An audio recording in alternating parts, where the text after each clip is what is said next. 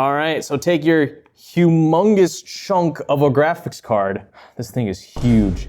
And we're gonna place it in here. Hello and welcome to the ScatterVolt channel. And today we're gonna be building the best $2,500 gaming PC in 2024. If you clicked on this video, then I assume congrats. You could afford to build one of the best custom gaming PCs there is out there, centered around the Ryzen 9 7950X3D, one of the most powerful gaming CPUs on the market that is 16 cores and 32 threads, which is super overkill, and the NVIDIA Geforce RTX 4080 Super, which is also one of the most overkill graphics cards on the market. Or maybe you clicked on this video because you wish you could afford a $2,500 custom computer, but you can't. Which I feel you, because this is definitely overkill. If you wanted to do 4K flat out gaming, or better yet, full-on ray tracing or path tracing with this PC build, in addition to anything else you'd possibly want to do with a PC build, you can certainly do that with this $2,500 build. So I'll show you how to put this together step by step, the parts going inside of it, how to install Windows, graphics card drivers, anything else you need. It's 4K gaming benchmarks, and then topping it off with my final thoughts on this $2,500 build. Now, if this all looks really overwhelming to you, don't worry. I've simplified everything in this build guide into a single PCbuilds.gg link at the top of the description. There, it'll give you a rundown of each component, why it was chosen if you didn't want to watch this video, and it includes all the links you'd possibly want to look at for purchasing any of these components. So if you have any questions, or if you just want to see a simple layout of all the parts in this build, I have that PCbuilds.gg link for you at the top of the description. And with that said, let's get into the build. So, this is what we're working with right now. If you think this like Jenga tower of PC parts is gonna fall down at any point while we build this PC, then leave a like. We hope it won't fall. We'll see if we get any good luck and this stays in place. So let's start building this PC, and all you need is a banana and an 8 GB or bigger USB flash drive for our Windows 11 bootable media device for when we finish building this computer. Then it's time to actually install Windows onto the PC so we can access Steam and whatever else. So we'll get to this part later, but make sure you have a banana on you for sure. Oh yeah, and make sure you have a pair of scissors. This is stupid.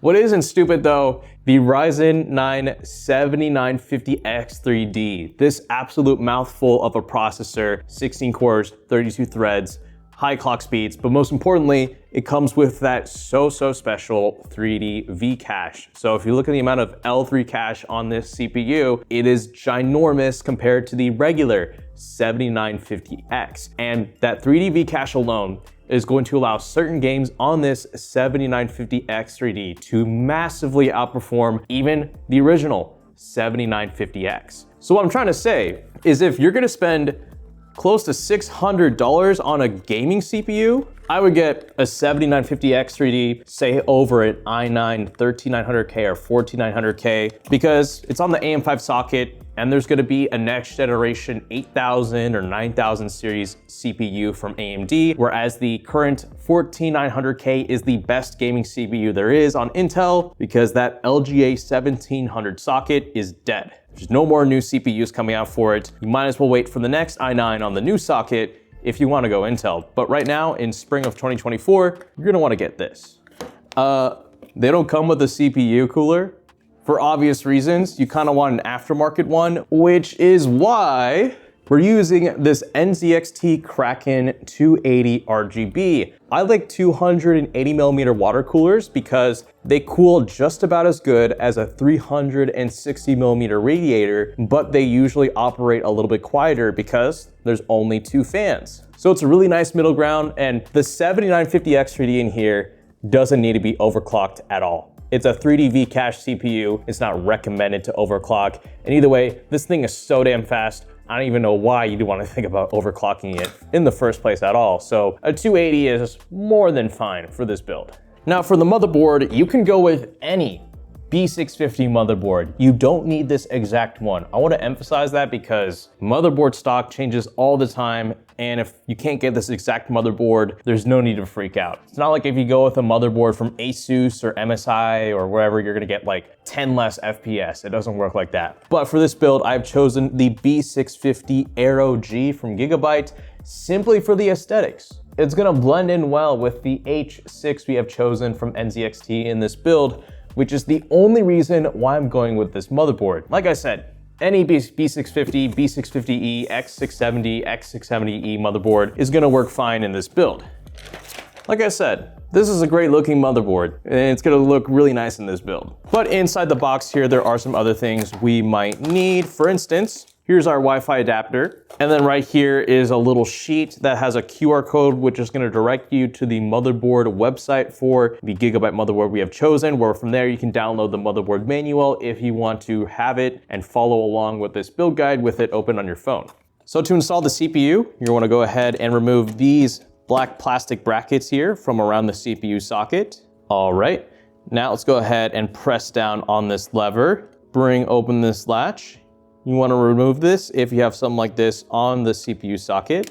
Then go ahead and take your 7950X 3D, locate the triangle on the top left of the CPU, and line it up with the triangle on the top left of the socket. That way you have this in the correct orientation. And then you're just going to want to neatly drop this in like that. And then give it a little jiggle to make sure it's in. It is. Now let's go ahead and press this down and bring back down the lever, hook it under, and well, bam. Now remember, there isn't a stock cooler like one of these that come with the 7950X 3D because it's really effing fast. So that's why we're gonna have to use an aftermarket cooler. So while you're here, let's go ahead and bolt on the mounting bracket for our AIO here from NZXT. That way we don't have to do it while it's in the case and it's in a difficult orientation. Once again, here's a cool little manual that'll show you where to put in what. Okay, for our RAM and SSD, we're going with 32 gigabytes of DDR5 memory clocked in at 6400 megahertz with a cast latency of 32. This is probably the fastest RAM you can get right now for an AMD processor.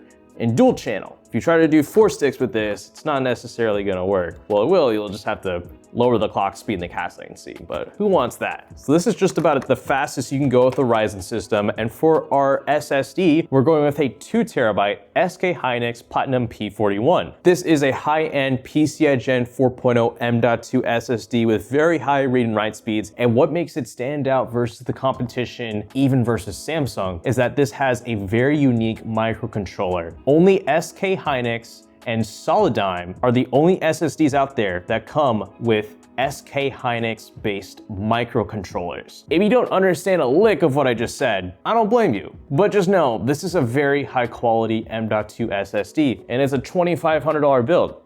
So obviously I gotta go with it. Also, Samsung SSDs are low key, kind of overpriced right now, whereas this SK Hynix one is purposefully priced. So I want to go ahead and install the M.2 SSD first because I'm feeling it. And we're always going to want to install our boot drive on this topmost M.2 slot. Although this Gigabyte Aero G motherboard has additional heat sinks right here for more M.2 SSDs, which is simply overkill. Now, I bought this motherboard refurbished, so there isn't a plastic peel right here, but if you bought this brand new, there will be a plastic peel. You gotta take that off before you put in your M.2 SSD, which, oh, there it is. Thought it was missing for a moment, but no, it's right here.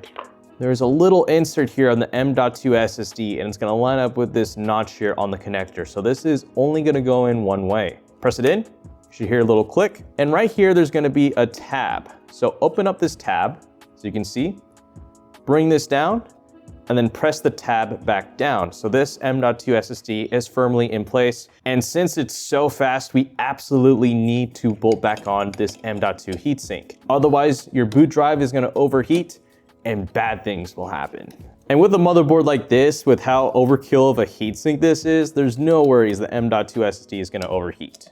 Now for our RAM, this is very straightforward, super simple. We're gonna wanna put it into slots A2 and B2 on the motherboard. So these two slots here that are farthest away from the CPU socket, it even shows you right here the different names of the different slots.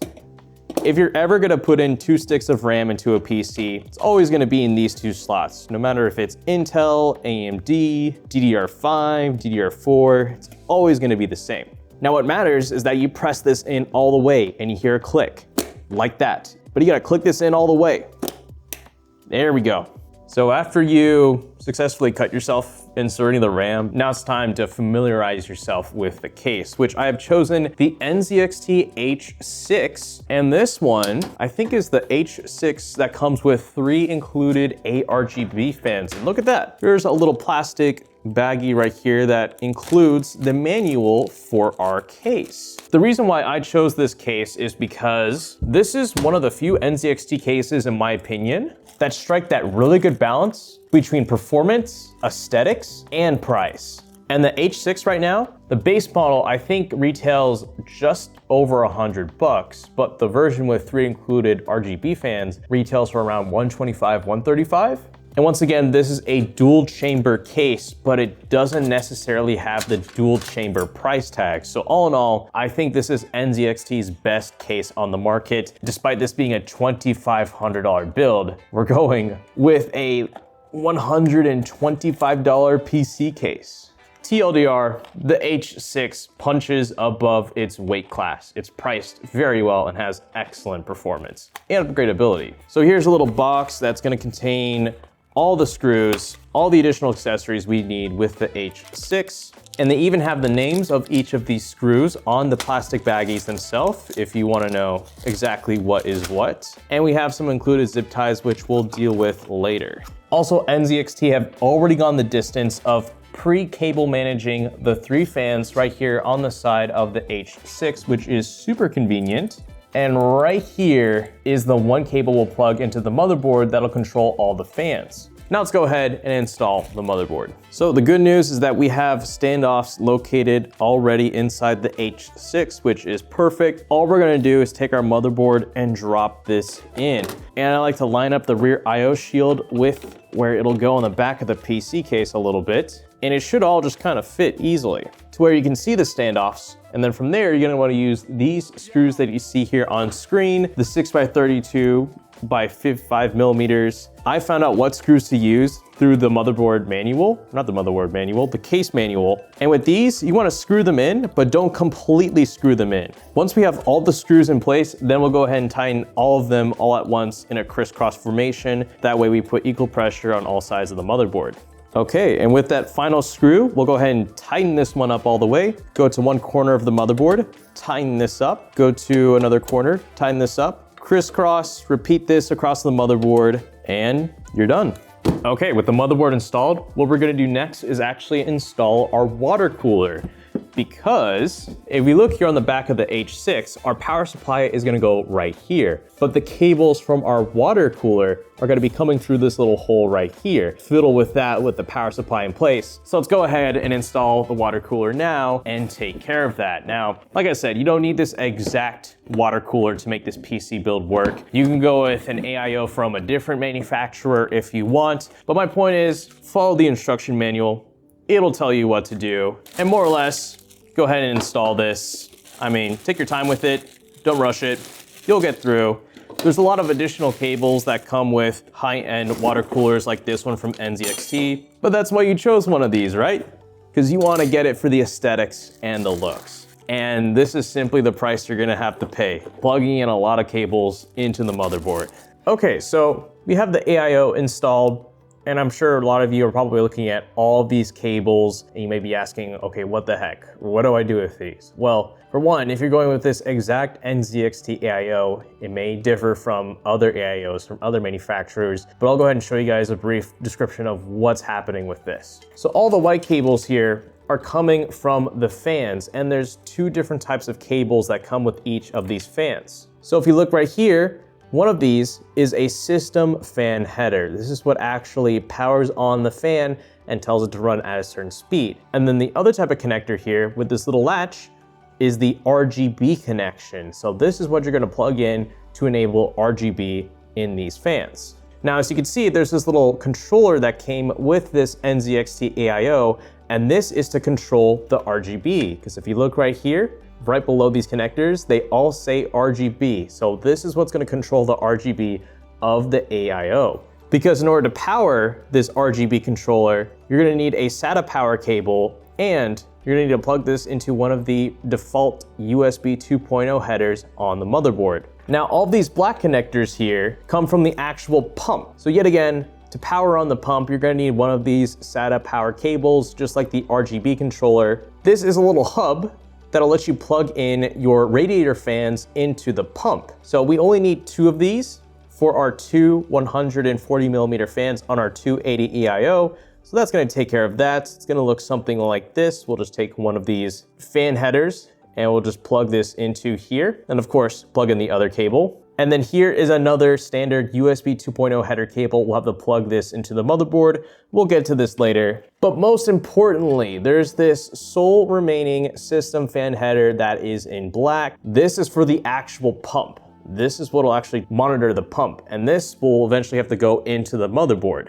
So there's your little rundown of what all the cables are gonna eventually plug into for the AIO. Of course, we still gotta plug in the fans, and we eventually gotta put in the power supply. So I think we should go ahead and plug in everything we need into the motherboard, and then we put in the power supply last.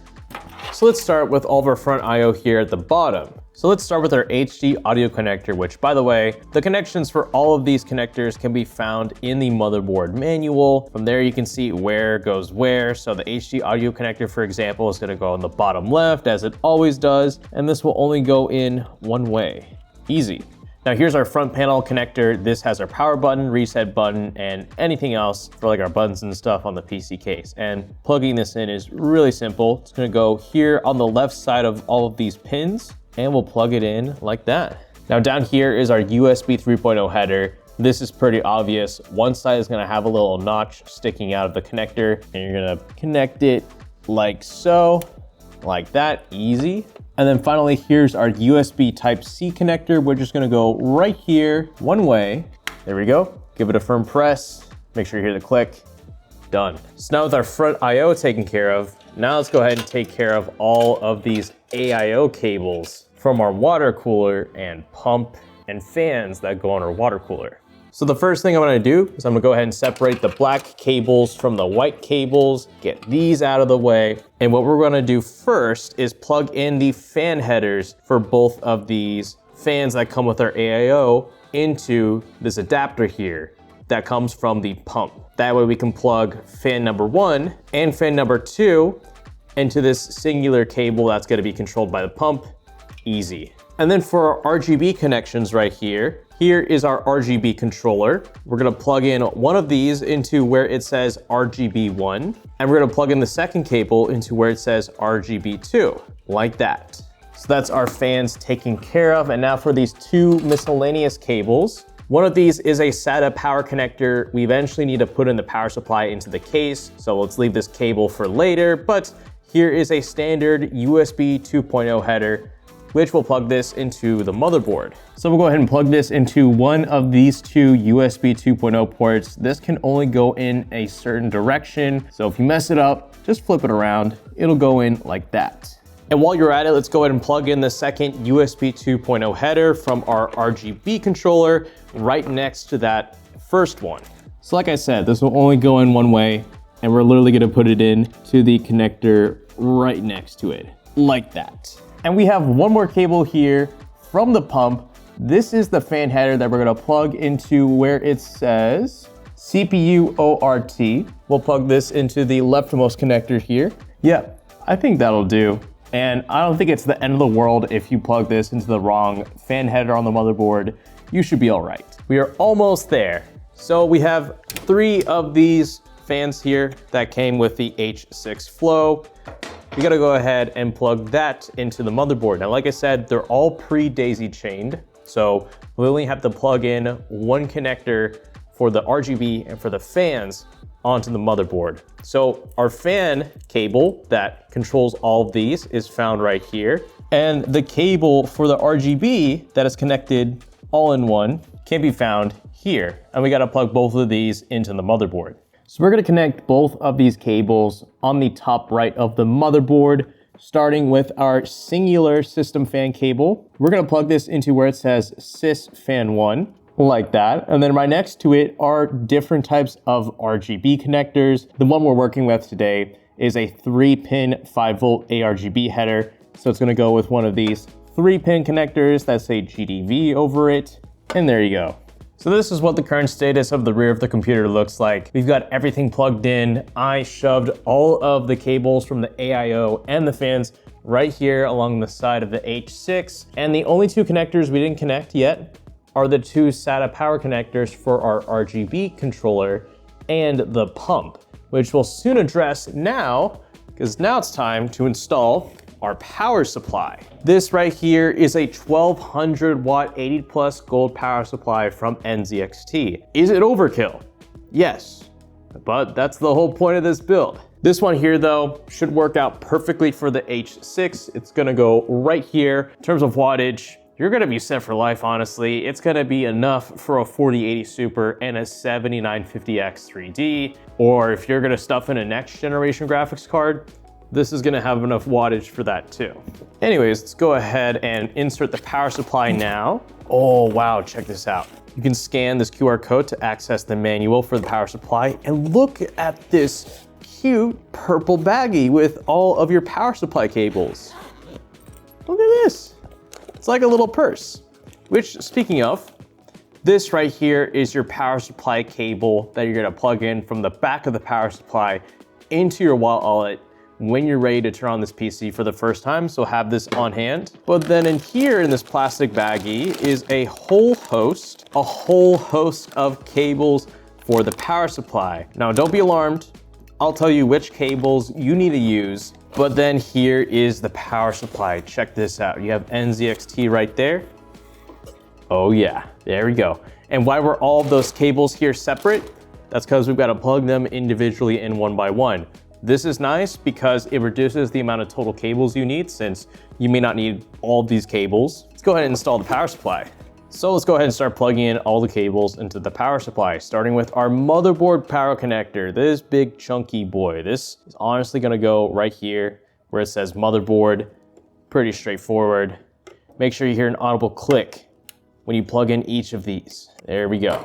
Then next we have our CPU power cables, because if you look at our motherboard, we have a 8-pin and a 4-pin connector for our CPU. And just to stay on the safe side, we're gonna plug in both connectors. So we have two CPU power cables here. One of these can be split in two. The other one is a singular 8-pin. So let's plug in the side that doesn't have the CPU name right here to where it says CPU or PCIe. There's CPU cable number 1. And here is CPU cable number 2. But of course we need a power cable for our power supply. So here is our 12-volt power header cable for our RTX 4080 Super. There's a designated port for this right here where it says 12-volt power cable, or however you pronounce that. So we'll plug in one end here into the power supply. This will only go in one way, and make sure this plugs in all the way. There we go. And then finally, here are our SATA power cables to power our pump and our RGB controller. Here's a regular end. This is gonna go where it says peripheral and SATA. We'll plug this into one of these 3 ports. And those are all the cables we need. So here are the screws we're gonna need to install the power supply into the back of the NZXT H6. I found these from the case manual. So let's go ahead and open these up. So here is the side of the power supply with the fan. And we want the fan side facing outwards so it can breathe. So we're gonna put this into here, pretty self-explanatory. Bring this around. Let's take those screws that I just showed you, and we'll go ahead and screw each of these into the back of the power supply one by one.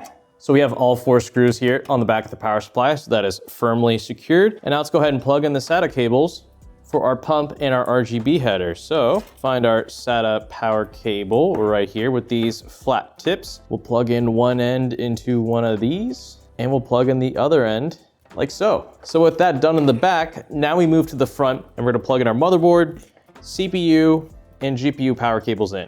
So the first thing we're gonna do is we're gonna plug in the CPU power cable up here on the top left of the motherboard, but as you can see, the radiator is blocking access to it. So I'm gonna go ahead and lightly unscrew some of these screws, not all the way. As you'll soon see here in a moment, we can just gently slide this right out of the way, which is gonna give us access to these CPU power cables. So now let's go ahead and plug that in. So here's our CPU power cable. This is the one that has a single 8-pin connector. It's not split. So you can see there's a little latch here on the connector that's gonna line up with the notch on the actual connection. So this is gonna go in one way. And as you can see, there's a little 4-pin right there that's left over. We'll go ahead and take care of that by pressing on these two little things right here and splitting this apart. Yep, just like that. And then we'll plug one of these ends into this single 4-pin connector. Same thing, like so. And with that now in place, I'm gonna go ahead and see if I can move this back in. I think that is about as far as we can go. So I'll go ahead and screw these in now for sure. So here is our motherboard power connector. There's a little latch right here. It's gonna line up with this little notch here on the connector. Bring the two together. Can't mess this up. And you aren't gonna break anything if you really bend it like this. So once you think it's gonna go in, press it in all the way. You want this to be all the way in there, just like that. And we have made it to the final cable in this build, which is our 12-volt power connector for our RTX 4080 Super, which we're gonna just leave right here hanging, because now let's go ahead and install the graphics card. Now I know you guys are super eager for me to finally get to the graphics card, which don't worry, we will. But I like to point out that NZXT did send over a vertical GPU mount for their H6 for this build. This is completely optional. This isn't a necessity. This isn't going to impact performance. This is simply for aesthetics. It will cost an additional amount on top of the PC build, but I'm gonna go ahead and take care of this now, and then we'll get to the graphics card, which is the 4080 Super. Now, as of filming this video, this now should be about $1,000 to buy. It should no longer be like 1,150, but this is, in my opinion, the most expensive you ever want to go with for an NVIDIA graphics card for gaming. The 4080 Super is slightly, not even slightly, it's minusculely faster than the original 4080, but it is a tiny bit more efficient, and it's actually cheaper at a $1,000 MSRP, which does show up from time to time, and as of publishing this video, should consistently be at $1,000, which makes this graphics card much more valuable than the original 4080. Now, in terms of raw performance, the 7900 XTX does beat it. But when it comes to ray tracing and path tracing, AKA things you'd probably want a $1,000 graphics card to be really good at, the 4080 Super is the king of the field when it comes to that. But you can use either of those graphics cards interchangeably if you want to go with the 7900 XTX or the 4080 Super. It doesn't matter for this build. All right, so take your humongous chunk of a graphics card. This thing is huge. And we're gonna place it in here. Gotta line this up with the PCI slot here on the vertical mount. I think it's gonna go in, so I'm gonna give it a firm press. There you go, there is that click. So I inserted the graphics card into the slot where the vertical GPU mount was. That's pretty self-explanatory. But in the meantime, here's our power cable. This is gonna go into the top of the 4080 Super. I'm struggling because I'm trying to show you guys, but also do this. Oh yeah, make sure this thing fully goes in. Anyways, don't forget to screw in your 4080 Super. And like that, you are done building this PC, and let's go ahead and install Windows. So go ahead and get your keyboard, get your mouse ready, put the PC next to a wall outlet, get your monitor ready. Let's go ahead and go through the pre-boot checklist. Here is your power cable for your monitor. Plug this in. Then let's go ahead and plug in our display cable. This can either be HDMI, it can be DisplayPort, it doesn't matter. We're gonna use DisplayPort because that's what I'm feeling. However, for 4K, if you want the full refresh rate at 4K, you're gonna wanna use a DisplayPort. And then plug in the other end into the monitor. The end here going to the PC to be plugged into where the graphics card is. So as you can see, the cable's down here. It's not where the motherboard is, it's where the graphics card is. Then of course, don't forget to plug in your mouse. Don't forget to plug in your keyboard. Don't forget to plug in your Wi-Fi antenna here where the rear I/O is on the motherboard. And then if you remember that big chunky power cable from our power supply box, now let's go ahead and plug that into the power supply back here. And finally, flick the switch from the 0 to the 1. And with all of that done, now let's go ahead and plug in our Windows 11 bootable media USB. This is what will actually let us install Windows on this PC once it turns on. Plug this into any port on the back of the motherboard. If you want a tutorial for how to create one of these, I have a video linked in the description below showing you how to make one of those step by step. And I think we're ready to press the power button. All right. Hey, okay. If you see a screen like this, go ahead and press Y to reset the FTPM. That happens sometimes, so let's press Y on the keyboard right there. And when you see that spinning circle, pat yourself on the back. You just built a $2,500 computer, congrats. And now you're on the home stretch. Let's go ahead and install Windows. Okay, so once you see this screen, go ahead and hit next, install now. Here you're welcome to enter in a Windows product key if you have one for say Windows 11 Home or Pro. I don't have one on me, so I'm gonna go ahead and click I don't have a product key. I'm gonna go ahead and click on 11 Pro. It doesn't matter which version you get really, it could be Home or Pro. Accept, next, custom. There's our 2 terabyte drive, next, and we wait. Okay, once you see the screen, go ahead and choose your country, then choose the right keyboard layout based off of your country. You're welcome to add a second keyboard, doesn't matter. And here is where you go ahead and connect to the internet, which unfortunately for me, it's not showing up even though there is Wi-Fi on this motherboard. So if I ever reach a point like this, I just use a temporary Wi-Fi USB stick to temporarily connect to my internet. Or if you're near a router, go ahead and connect an Ethernet cable to your computer from the router. And there's all of the Wi-Fis. I'm gonna go ahead and connect to mine and move forward. Here you're welcome to name your PC, or you can skip. I'm gonna go ahead and set this up for personal use. Here's where you wanna go ahead and sign into your Microsoft account. So this could be your old Xbox Live account, or if you already have an email account associated with Microsoft, then this is where you wanna go ahead and log in with that account. If you're given an option like this, just go ahead and click on more options, set up as a new PC. Here's where you go ahead and create your PIN. This is gonna be your password that you'll sign into the PC every time you boot it up. Now for all these privacy settings, I go ahead and turn them off. And I skip all these additional things. I just want this to be a clean Windows experience. So I'm gonna go ahead and decline all of these things coming up, and then we'll go ahead and install graphics card drivers. Once you've made it to the Windows 10 or Windows 11 desktop, go ahead and install the Gigabyte Control Center or whatever this message pops up for you if you say you have an MSI, Asus, or ASRock motherboard. If it says this, then we just gotta go ahead and do it manually from the motherboard website. So I'm gonna go ahead and type in the name of our motherboard, which is the B650 Aero G. Here I'm gonna go ahead and click on the Gigabyte link. I'm gonna click on support. Then I'm gonna click on utility. And then I'm gonna click on Gigabyte Control Center full installation package right here on the little download thing. There it is. This is basically what popped up, but for some reason didn't decide to install on our motherboard. So let's go ahead and open that up. There it is. Let's go ahead and click on this. Hit yes.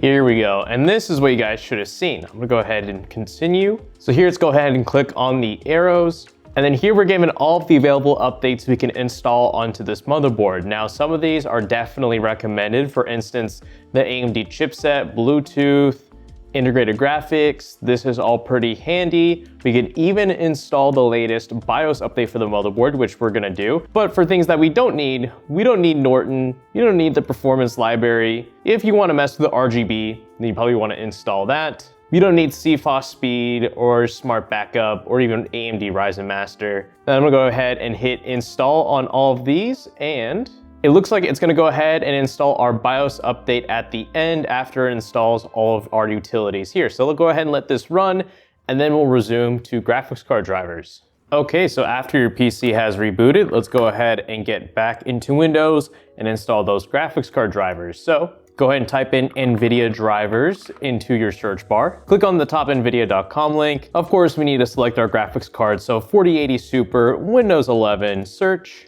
download.